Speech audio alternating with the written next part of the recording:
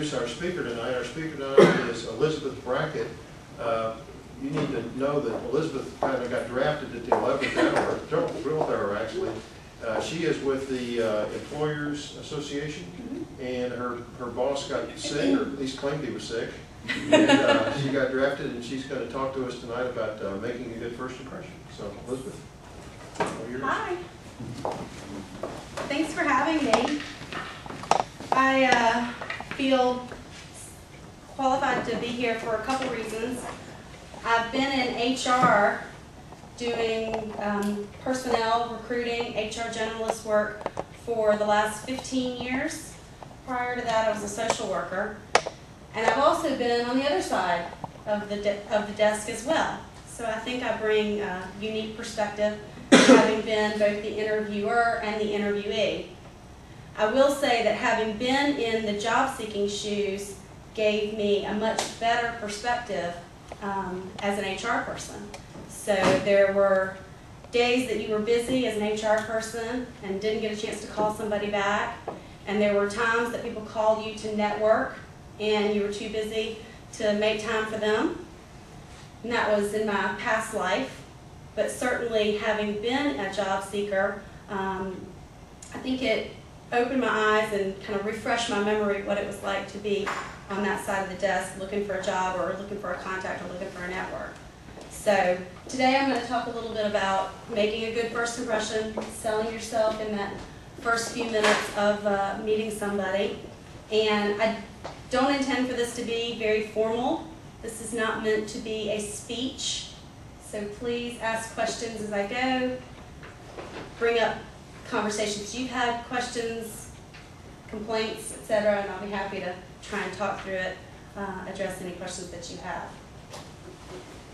At the Employers Association, I am the manager of employee relations, and so I take probably 30 or 40 hotline calls a day. But as I said, prior to that, I was a recruiter as well as an HR generalist. Yes? Is that the Arrowwood Employees Association? Exactly, exactly. We're over on Arrowwood Road, and we have about 865 members, small to medium to large businesses, and it's a membership-based organization that businesses buy into, buy a membership, and then they get HR consulting, advice, benefits advice, survey data, things like that. So that's what I spend the majority of my day doing. Information, y'all don't actually do physical things, you just tell them answers to questions. Both. What are the Yes. things on Well, I was going to say, I see your advertisement for computer classes, right? Yes, we have a big computer training department. We do management training, we do employee training, both of those things. We do exit interviews for employees. We do advice, that's the role that I'm in, so the HR advice hotline, so to speak. And we're kind of a jack of all trades related to HR. So, and if we don't do it, we probably know who does.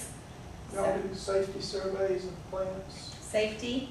Mm-hmm. So you go for a plant as well, that needs to be fixed, and this is broken up. Yes. Fire extinguishers don't have a tag on them. Yeah, generally anything that falls into kind of the HR umbrella, like safety, we can help with. Absolutely. Thanks. Good question. So they've asked me to talk tonight about making a good first impression, selling yourself in that first few minutes of meeting somebody.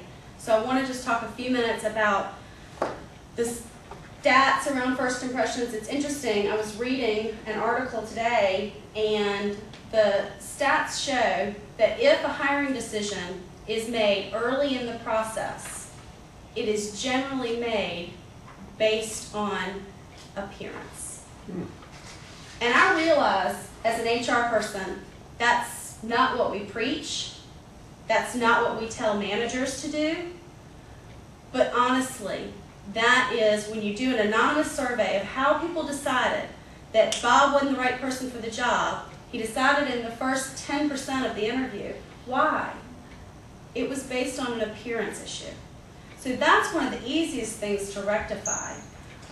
Having been a recruiter for so many years, I have a lot of war stories about people and first impressions in interviews. I had a candidate one time that showed up to the interview. This is one of the things they say is never wear a new suit to an interview. You want a suit that, you know, it had a dry run, so to speak.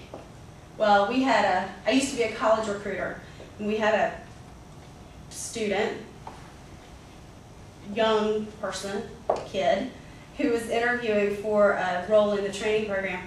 He showed up for the interview and still had the tags on his suit. And he was interviewing for a role in the retail banking arena. And I pulled him aside about halfway through the day, because they came in and they interviewed, and then they got to me at some point during the day, but not necessarily first. And I said, you still have the tags on your suit. And without missing a beat, he said, well, I spent $200 on the suit, so you know I want the job.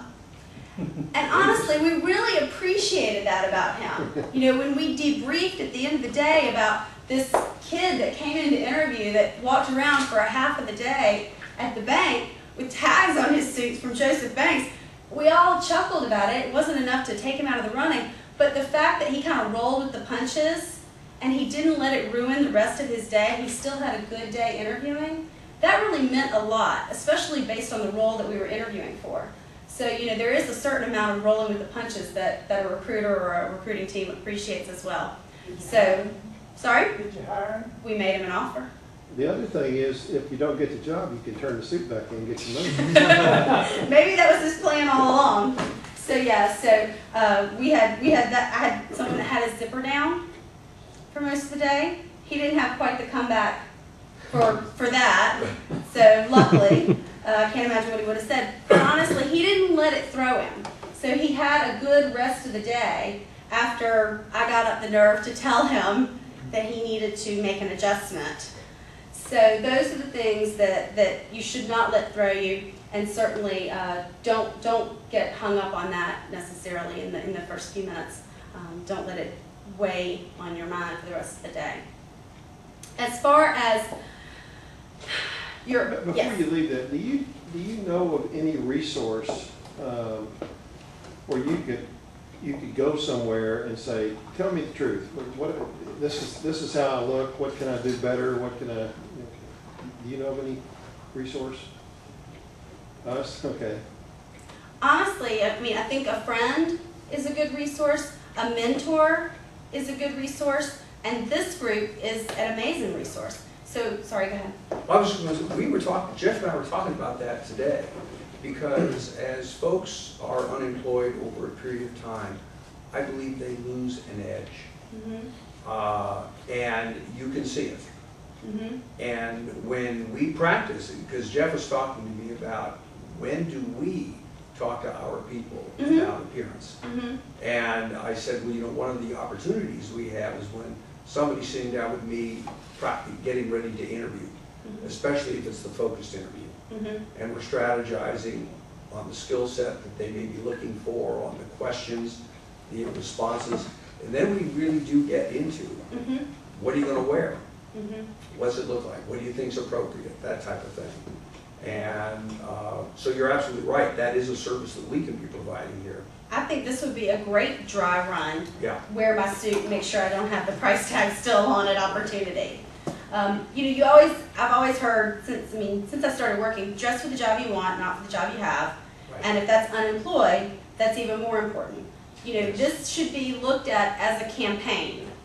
This is a campaign to find a job. And I thought about that as it relates to the elections. And every time you saw any of the candidates, even if they were on the golf course or in a very recreational moment, they still looked polished and presentable. You know, job searching is unfortunately more than a full-time job. So if I'm at the dentist office, that's a moment, potentially. So I don't want to be there in sweatpants with a banana clip holding my hair up. It is an opportunity, and that's the way I would think of it. It's a campaign. So I want to look like I'm ready to, can we go grab a cup of coffee because I just heard about something. You want that to be, you want to be dressed presentably and professionally, even if it's not a suit, obviously, but you do want to make sure that that impression is, I'm a professional.